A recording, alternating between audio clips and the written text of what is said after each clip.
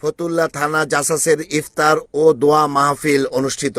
গতকাল শনিবার বাদ আসর ফতুল্লা থানার আলীগঞ্জ উচ্চ বিদ্যালয় অডিটোরিয়ামে বাংলাদেশ জাতীয়তাবাদী সামাজিক সাংস্কৃতিক সংস্থা জাসাস ফতুল্লা থানার উদ্যোগে আয়োজিত ইফতার ও দোয়া মাহফিলে ফতুল্লা থানা জাসাসের সভাপতি ডাক্তার এম.এ. লতিফ তুষারের সভাপতিত্বে অনুষ্ঠানের প্রধান অতিথি হিসেবে উপস্থিত ছিলেন জাসাস জাতীয় নির্বাহী কমিটির যুগ্ম আহ্বায়ক আনিসুল ইসলাম সানি। অনুষ্ঠানটি সার্বিক ব্যবস্থাপনায় ছিলেন জেলা জাসাসের সদস্য হাজী নুরুল ইসলাম মেম্বার। সঞ্চালনা ও পরিচালনায় ছিলেন ফতুল্লা থানা জাসাসের সাধারণ সম্পাদক সাংবাদিক আনোয়ার হোসেন সজীব।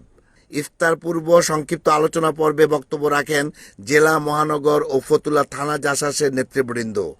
এছাড়াও ফতুল্লা থানা বিএনপি, যুবদল, স্বেচ্ছাসেবক দল ও শ্রমিক দলের নেতৃবৃন্দ আন্দোলন সংগ্রামে জাসাসের ভূয়সী প্রশংসা করে বক্তব্য রাখেন অনুষ্ঠানের সার্বিক ব্যবস্থাপক হাজী নুরুল ইসলাম মেম্বার, বিশিষ্ট সমাজসেবক মোহাম্মদ তোফাজ্জল হোসেন তাপু। গুরুত্বপূর্ণ বক্তব্য রাখেন অনুষ্ঠানের প্রধান অতিথি আনিসুল ইসলাম সানি। আপনারা জানেন যে আমি ইতিমধ্যে পুনর্নির্মাণের জন্য একটি যুদ্ধ ঘোষণা করেছি এবং এই পুনর্নির্মাণ ইনশাল্লাহ আগামী 2-1 মাসের মধ্যে আমার বিশ্বাস যে আমাদের মাননীয় প্রধানমন্ত্রী নারায়ণগঞ্জে এসে এই শহীদ জিয়া হল পুনর্নির্মাণের ভিত্তিপ্রস্তর করবেন এবং তার সময় সে এটা সমাপ্তি করে এটা উদ্বোধন করবেন। পাশাপাশি আমরা আরেকটি চেষ্টা ব্যক্তিগতভাবে আমি চালিয়ে যাচ্ছি যে নারায়ণগঞ্জ শহরে বিশেষ করে লিং রোড এলাকাতে একটা জায়গা মোটামুটি দেখা হয়েছে। নারায়ণগঞ্জে একটি মেডিকেল কলেজ ও বিশ্ববিদ্যালয়, ও মেডিকেল কলেজ করার সিদ্ধান্ত পূর্বে ছিল, মূল হয়ে গিয়েছে।